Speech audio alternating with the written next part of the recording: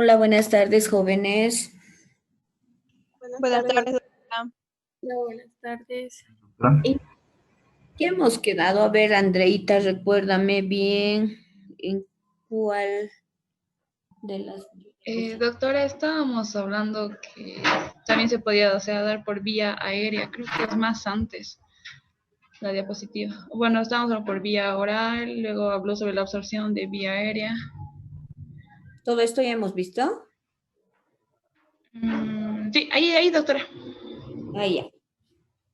Bueno, entonces continuemos y ojalá terminemos hoy día lo que es la adicción a la marihuana, los efectos de la marihuana en el organismo. La principal vía de absorción es la inhalatoria y sabemos que los pulmones están muy vascularizados, por lo tanto, sus activos entran rápidamente a la sangre. Solo se absorbe el 50-75 del 1-delta-9 tetrahidrocannabinol en un cigarrillo. La acción de la marihuana comienza entre 5 y 15 minutos después de fumar y la actividad máxima se presenta aproximadamente 60 minutos después.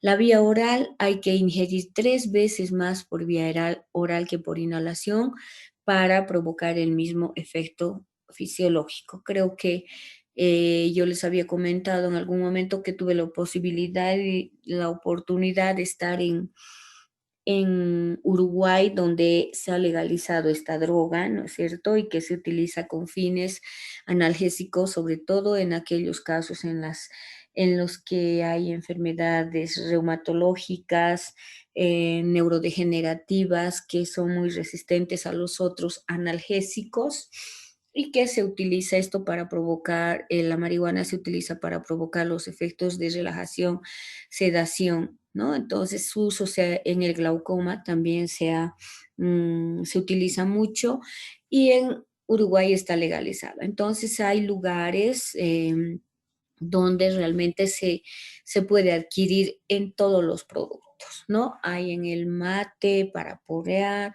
hay en cerveza, en galletas, en queso, en cereales, en una gran cantidad de alimentos, ¿no? Entonces, los turistas generalmente, ¿no? Son los que van a estos lugares para poder adquirir y se puede transportar sin ningún problema. Y al ingerir la marihuana por vía oral, su efecto se produce después de los 60 minutos y su efecto máximo o intenso a las 3 horas después de la ingestión y su actividad aproximadamente es de 4 horas, ¿no? Esta absorción es lenta, luego desde el ácido del estómago y el intestino degradan el tetrahidrocannabinol y la biodisponibilidad por vía oral aumenta a 90% si se administra con sustancias oleosas o con alto contenido en grasa, ¿no? Entonces, si ustedes comen o toman otras sustancias, pues la absorción no va a ser en la misma cantidad y los efectos a las 3 horas o a las 4 horas no van a ser tan evidentes. Se distribuye unido a lipoproteínas, ¿no es cierto? Además, el metabolito 11 oxitetrahidrocannabinol está muy unido a las proteínas plasmáticas y como consecuencia de esta unión hay pocos compuestos disponibles para actuar sobre los tejidos corporales.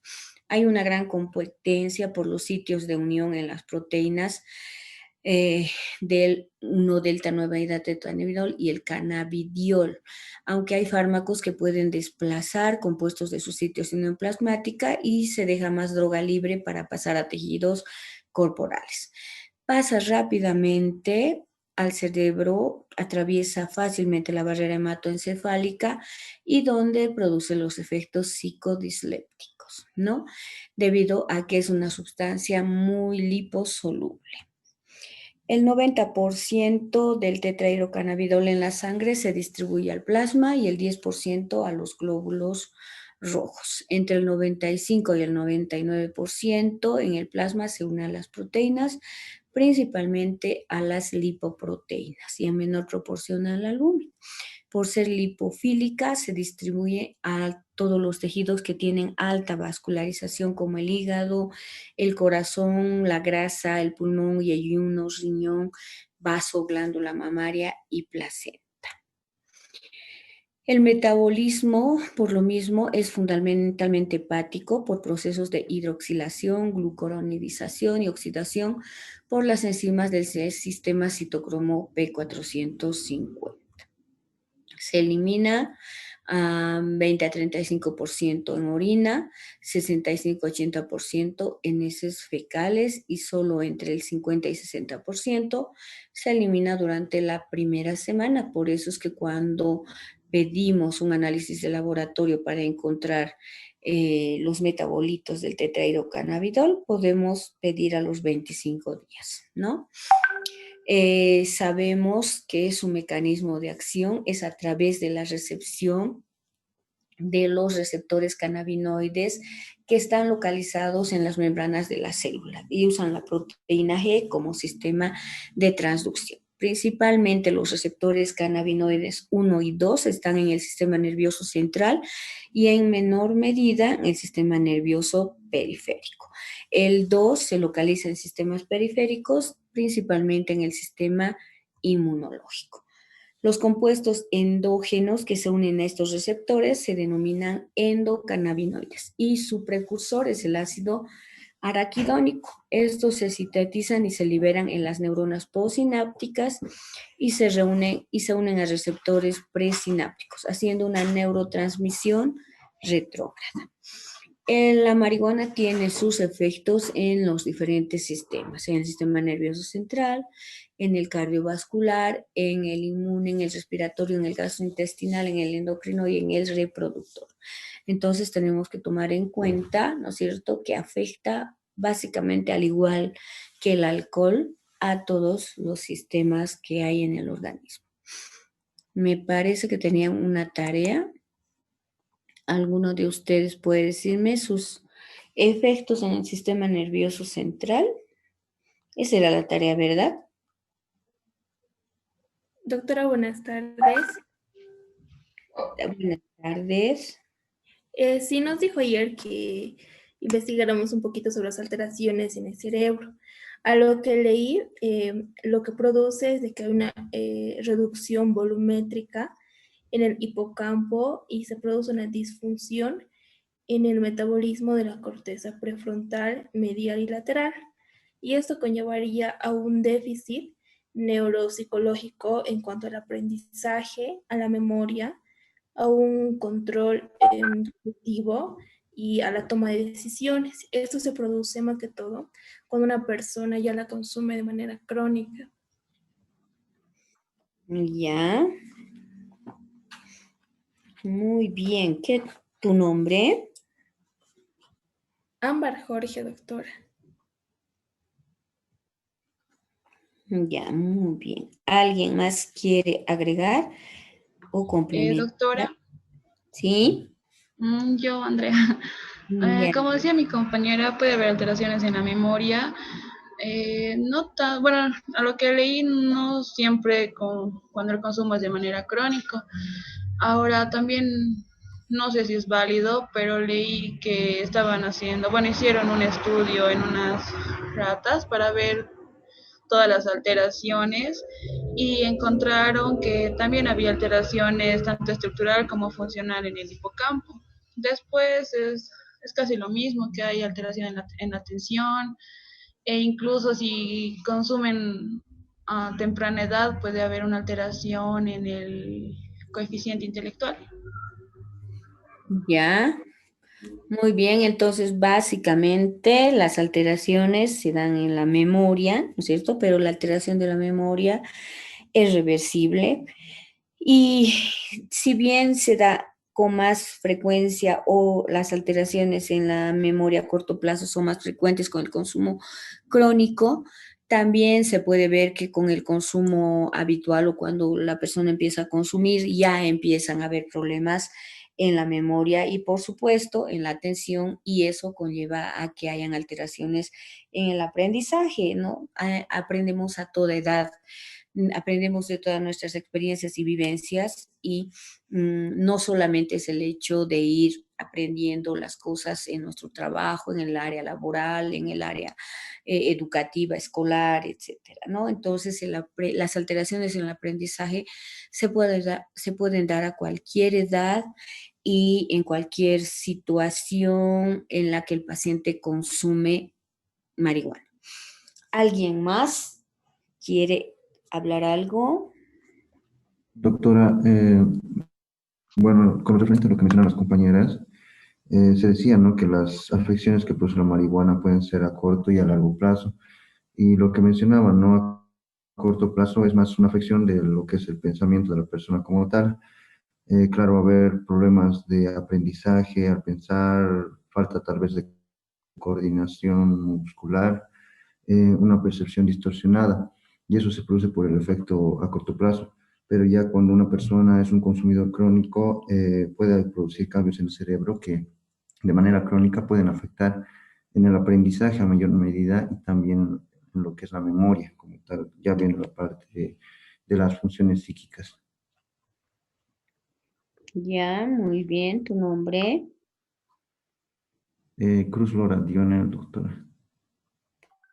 Lionel. Estoy tratando de verlos, pero no puedo. Bueno, en fin. Muy bien. Entonces, sí, todas esas alteraciones que vamos a ir viendo, ¿no es cierto? Los efectos inmediatos en el cerebro y después a largo plazo que vamos a ver mm, que se Doctora, une. Sí, eh, yo leí algo sobre unos estudios, no sé si puedo aportar algo. claro que sí. Bueno, en un estudio que habían realizado en Nueva Zelanda, se demostró que las personas que comenzaron a fumar mucha marihuana en la adolescencia y que continuaron consumiéndola, perdieron en promedio 8 puntos de su coeficiente intelectual entre los 13 y los 38 años de edad. Las personas que abandonaron la marihuana siendo ya adultos no recuperaron totalmente la capacidad mental que habían perdido. Y quienes comenzaron a fumar la marihuana en la edad adulta no mostraron ninguna disminución notable del coeficiente intelectual. Y en otro estudio que hicieron ya con hermanos mellizos, que uno de ellos consumía la marihuana, mostraron que hubo una declinación importante en los conocimientos generales y la habilidad para poder expresarse verbalmente. Así que en el comienzo de la edad adulta y en la preadolescencia, pero no se halló ninguna diferencia en sí entre los dos, eh, que claro, como uno de ellos había consumido y el otro no, y por este mismo motivo se sugirió que la disminución del coeficiente intelectual en quienes lo consumen puede deberse a otros factores que no pueden estar relacionados siempre con la droga, sino pueden ser también factores familiares o incluso decían factores genéticos. Eso era, doctora. Ya, muy bien. Tenemos que tener en cuenta, ¿no es cierto?, que el coeficiente intelectual es se saca con diferentes pruebas y para las diferentes edades hay test que se pueden utilizar. Entonces, que no solamente estaría el aprendizaje, ¿verdad? En la inteligencia, porque para la inteligencia hemos visto que hay diferentes pautas a tomar en cuenta para poder hacer una evaluación de la inteligencia. Y la inteligencia, cómo se saca con el coeficiente intelectual, ¿no?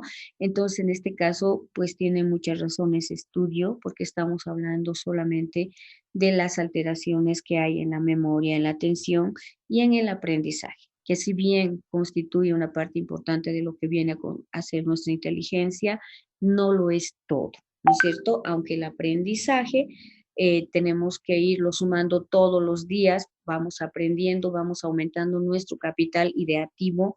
Les vuelvo a repetir, tenemos un capital de ideas que son todos los hechos, las situaciones, las ideas que recibimos todos los días en nuestras vivencias y que nosotros tenemos la obligación de que esa ideación sea cada vez mayor y pueda ser productiva y nos pueda servir en la vida. Me parece muy interesante ese estudio y qué bueno, porque en las diferentes etapas de la vida, ¿no es cierto? Ahora hemos dicho cada vez hay consumo de drogas a menor edad, ¿no? Y en las diferentes etapas de la vida, los efectos que produce también son diferentes, teniendo en cuenta que el adolescente todavía no ha terminado de desarrollar su cerebro, entonces los efectos van a ser más graves, ¿no? ¿Tu nombre cuál Yo es? leí algo con respecto a, o sea, la memoria, o sea, la marihuana y la memoria. Tú me dijiste del estudio de Nueva Zelanda. No, no. ¿Quién Yo, me habló? doctora, Dime tú. Salazar Tordoya, Niquina, Caterina, doctora. Nikina, ya. Y ahora, ¿quién me quiere hablar? Yo, doctora Alejo. Alejo. Maribel. Dani Alejo. ¿No eres la Maribel? No. Ya. Bueno, yo leí un poquito, o sea, que la marihuana tiene los principales efectos observables en la memoria a corto plazo como en la memoria de trabajo. Y esto tiene una relevancia importante, ya que la memoria de trabajo va a estar alterada en la esquizofrenia. Así se forma como un nexo con esta enfermedad. Además que este estudio demuestra que los hallazgos sugieren que los efectos de la marihuana en adultos o mayores por haber una acumulación de dosis a largo plazo y que hay diferencias tanto para el hombre como la mujer en cuanto a los efectos en lo que serían los procesos de la memoria de trabajo. Y se decía en este estudio que estos hallazgos pueden estar añadiendo evidencia útil para el estudio de la asociación marihuana-esquizofrenia. Ya, muy interesante. Muy interesante. Dani, Alejo me dijiste, ¿no? Sí, doctora. Sí, si nos damos cuenta, pues realmente se afecta muchísimo la memoria, ¿no? Entonces hay que tener en cuenta esa situación, como aquí vemos, por ejemplo, alguien más, para que no les deje sin, a ver si han investigado o alguien más ha leído algo, quiere complementar, hacer un comentario. Muy bien, entonces realmente como decía Dani, la memoria de trabajo también se afecta. La memoria a corto plazo, la memoria de trabajo, por eso el paciente va a empezar a aprender a hacer otras cosas, a buscar otras alternativas porque tiene esos problemas en la memoria de trabajo. Entonces va a empezar a buscar otras alternativas, otras soluciones para poder realizar su trabajo. A eso se refiere.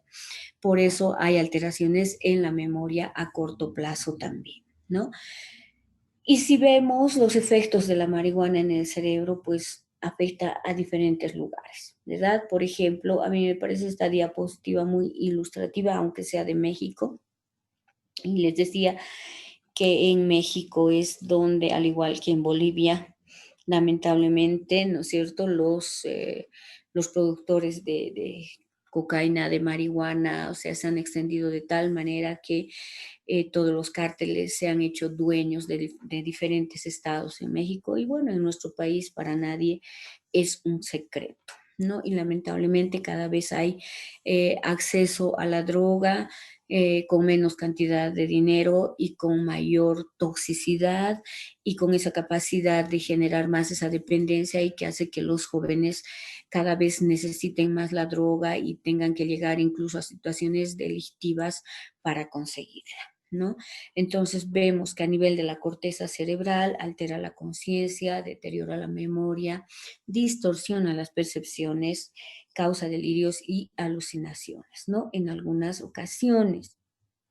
Entonces, lo importante que tenemos que rescatar aquí es, por eso hay una hiperpercepción, una hiperestimulación anestesia sensorial, porque hay mayor cantidad de percepciones que el paciente recibe cuando está bajo efectos de la marihuana. En el hipotálamo también se han visto los efectos porque incrementa el apetito. Por eso es que si nos damos cuenta, los 60 minutos después que la persona ha fumado un cigarrillo, ¿no es cierto? Entonces tiene hambre. Eso es algo que, y muchas veces nos damos cuenta cuando en una reunión social, por ejemplo, un paciente está o una persona está borracha, si me permiten la expresión, o está bajo efectos del alcohol y su conducta ya está alterada, ¿no es cierto? Y si fuma marihuana o inhala cocaína, entonces cambia totalmente, ¿no? Entonces, si aparecen sanos y aparecen con mucha hambre, queriendo comer todo. Entonces, tenemos que tener en cuenta todos los efectos que se producen a todo nivel en el organismo, pero principalmente donde está el centro del apetito, de la saciedad, está en el hipotálamo, ¿no es cierto? Entonces, por eso se incrementa el apetito en el tallo cerebral. También tiene efectos de aliviar las náuseas, provoca taquicardia, somnolencia, hay disminución, hay hipotensión. Por eso es que estos efectos son los que han hecho que se pueda legalizar en muchos estados. Reduce el dolor, la espasticidad, sobre todo la tensión muscular. Y en el hipocampo, como decían ustedes, deteriora la memoria, entonces tiene efectos realmente muy graves a nivel del hipocampo respecto a la memoria, y en el cerebelo reduce la espasticidad y reduce o deteriora la coordinación. También sus efectos se ven a nivel de la amígdala, ¿no es cierto?, que va a provocar ansiedad y pánico en muchos casos. Por eso es que es uno de los efectos más graves de la marihuana cuando la persona consume durante largo tiempo. Entonces va a haber trastornos de pánico, mucha ansiedad y en algunos casos, en otros casos, va a reducir esa ansiedad, bloqueando los recuerdos traumáticos y disminuye la hostilidad. Entonces, parecerían que hay razones benévolas para que se pueda utilizar esta droga, ¿verdad? Pero tenemos que tomar en cuenta que se puede utilizar otros analgésicos, se pueden utilizar otros antiinflamatorios, sin llegar a esto, porque como les decía nuevamente, hasta qué punto una persona puede decir hasta aquí llego y hasta aquí estos efectos que he conseguido, ya no paso más ese límite, ¿no es cierto? No nos olvidemos que hay una línea tenue que marca lo que es normal de lo anormal. Entonces, lamentablemente, todos los hospitales psiquiátricos en Uruguay, como decían mis colegas, están llenos de pacientes que han tenido cuadros psicóticos por el uso continuo de marihuana. Entonces hay efectos neuropsiquiátricos, efectos sobre la memoria, sobre la actividad motora, hay esa coordinación motora, sobre el apetito, la temperatura, tiene un efecto antiemético, analgésico, anticonvulsivante, neuroprotector y también sobre el ojo, ¿no es cierto? Si está utilizado en el glaucoma. ¿Cuáles son los efectos neuropsiquiátricos que nosotros vemos con mayor frecuencia? Esa euforia al principio, ¿no es cierto? La relajación, las personas que están bajo efectos de la marihuana parecería que están andando apenas de puntillas o estarían encima de algo, andan como flotando, ¿no es cierto? Y ellos mismos manifiestan que se sienten así, se sienten más livianos y que por eso tienen o parecería que andan flotando. Hay aumento de la sociabilidad y potenciación de las percepciones sensoriales y la creatividad. Aquí la controversia, aquí el hecho de que hayan tanta discusión sobre el hecho de que muchas personas pueden incrementar su creatividad cuando están bajo efectos de esta droga. Hay alteración en la percepción del paso del tiempo, parecería que todo se va retrasando y el tiempo no va pasando, ¿no es cierto? Para estas personas hay alucinaciones, psicosis, despersonalización, fragmentación del pensamiento y ansiedad. Todos estos síntomas los vamos a ver en otras diapositivas también, pero tenemos que tomar en cuenta que las funciones mentales que se van a ir afectando, sobre todo son la afectividad, la percepción o la sensopercepción, ¿no es cierto? La psicosis, por eso estamos hablando de la sensopercepción, la despersonalización, el pensamiento y la ansiedad. Entonces, las funciones mentales se van a ir afectando de a poco. Sensopercepción, pensamiento, afectividad, psicomotricidad, memoria, hemos dicho, atención, incluso orientación, ¿no es cierto? Porque hay esa alteración en la percepción del paso del tiempo. Y la vía de administración oral inhalada intravenosa no modifica la naturaleza de estos efectos, pero sí hemos visto la rapidez de su aparición. Entonces, mientras se utilice de acuerdo a la vía de administración que se utilice, los efectos van a aparecer de una manera más rápida, su intensidad y su duración también van a variar porque la velocidad de la absorción y la biodisponibilidad dependen de esto que estamos diciendo, ¿no es cierto? De la vía de administración. Sobre la memoria, altera la memoria a corto plazo y se ha relacionado con la concentración elevada de receptores cannabinoides en el hipocampo, sobre todo los receptores cannabinoides 1 en el hipocampo. Y en estudios en animales se ha observado que los cannabinoides disminuyen la actividad neuronal del hipocampo. Y se ha visto también estudios que se han realizado que estos efectos más bien son reversibles, ¿no? Entonces, ¿con qué relacionamos la alteración de la memoria a corto plazo? Con que hay mayor cantidad de receptores cannabinoides 1 en el hipocampo. Sobre la actividad motora, afecta también la actividad motora, son inhibitorios de la transmisión y de la coordinación motora a través de su acción en los ganglios basales y el cerebelo. Entonces también hay una densidad elevada de receptores cannabinoides 1 y por eso en general se afectan los trabajos motores que requieren atención, la memoria de trabajo, lo que había dicho Miquina, creo, ¿no? Por eso estos trabajos que requieren atención, como escribir a mano, conducir o el uso de maquinarias, entonces se ven afectados. Sobre el apetito, el consumo de cannabis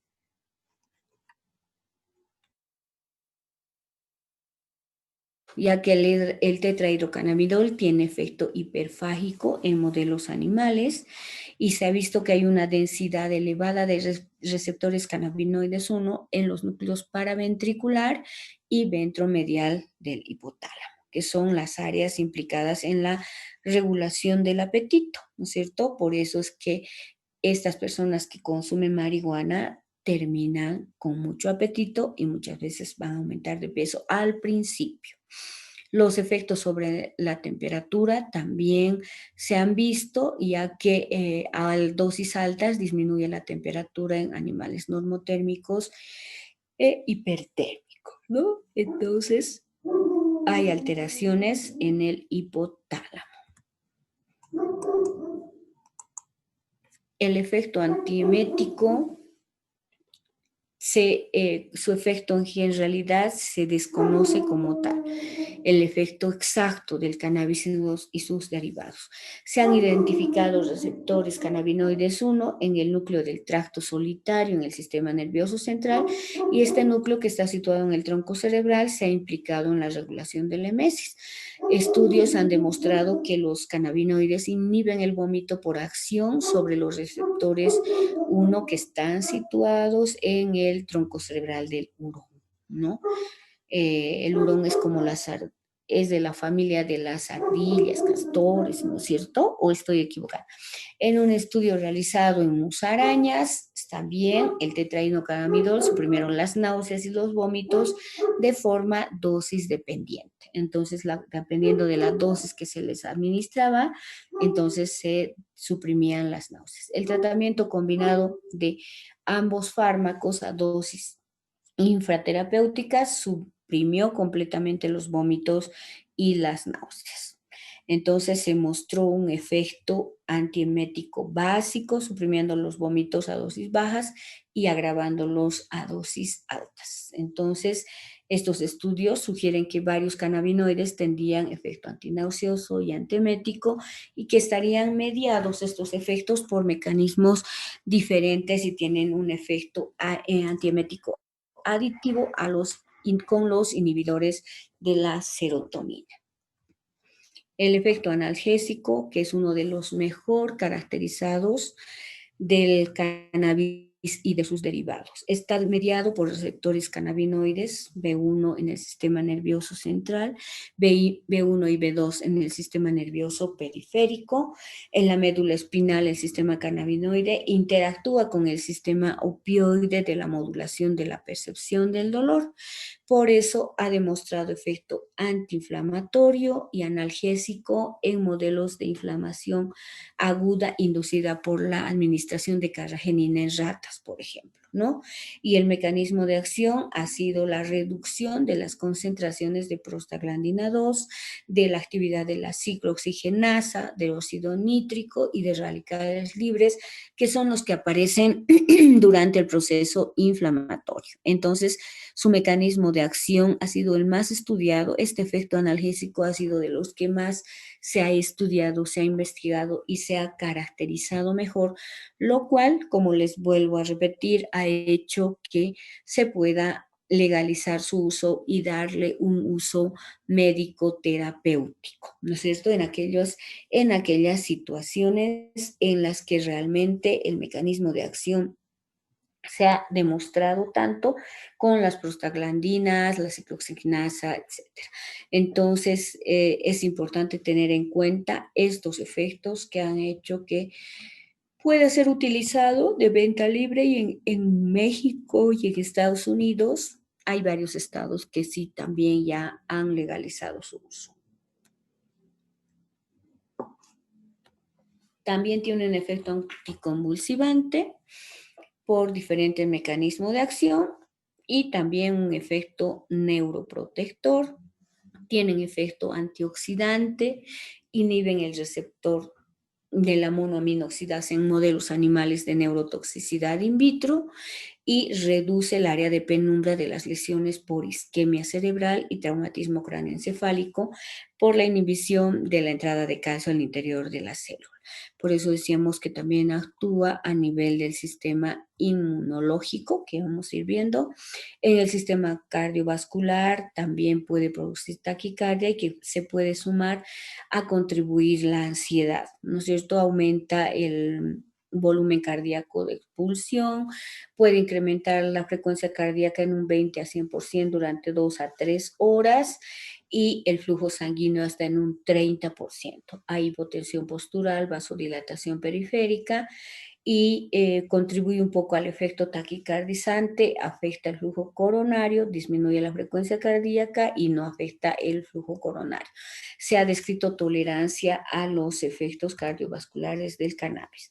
Y sobre el sistema inmune, también se ha visto que si bien no están bien establecidos, hay estudios in vitro y experimentales en modelos animales y en consumidores de cannabis, se ha demostrado que algunos tienen en consumidores de cannabis, que algunos muestran ese efecto inmunomodulador, ¿no? Pero podríamos tomar zinc sin ningún problema, que ahora todos hemos tomado zinc por el tema del COVID, para que module nuestro sistema inmunológico, ¿no es cierto? Y en el buen sentido, nuestro sistema inmunológico se vea reforzado a nivel de todos los órganos que tiene el sistema inmune, vasos linfáticos, corazón, ganglios linfáticos, el timo, el vaso, la médula ósea. ¿no es cierto? Entonces, tiene ese efecto, no en todos los casos, pero sí en algunas situaciones se ha demostrado que tiene un efecto inmunomodulador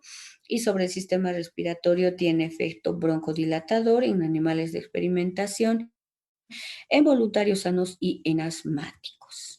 Sobre el tracto intestinal también inhiben la motilidad intestinal, el vaciamiento gástrico y la secreción ácida. Se dice que están mediados por los receptores cannabinoides 1 y por la inhibición de la liberación de la acetilcolina desde las neuronas del plexo mientérico.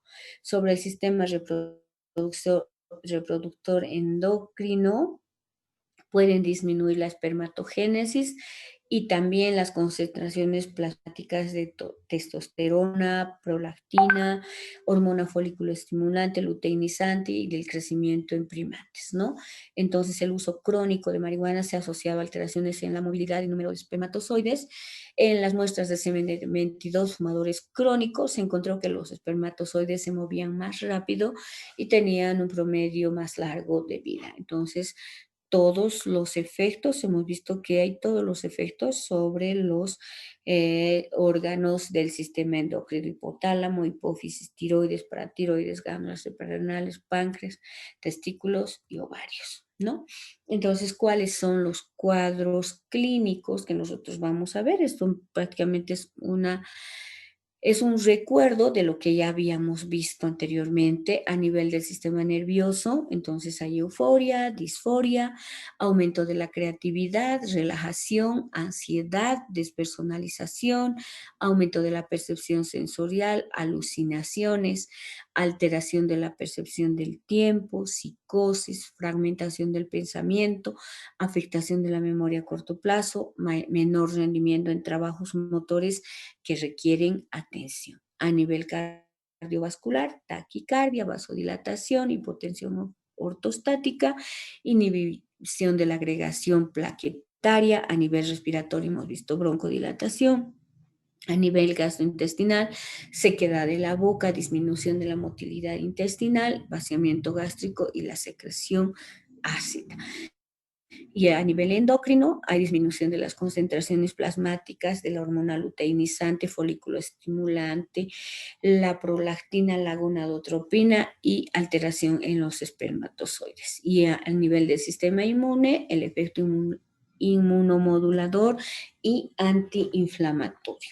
Yo creo que ya se va a cortar. Me alegro mucho y les felicito porque, como les decía ayer, si 2 se toman la molestia de hacerme caso, yo me doy muy bien pagada por ello, porque por lo menos sé que están atendiendo y en este caso han sido varios. Les agradezco mucho y me alegro que sigan leyendo. Nos vemos mañana entonces. Hasta luego, doctora. Hasta mañana.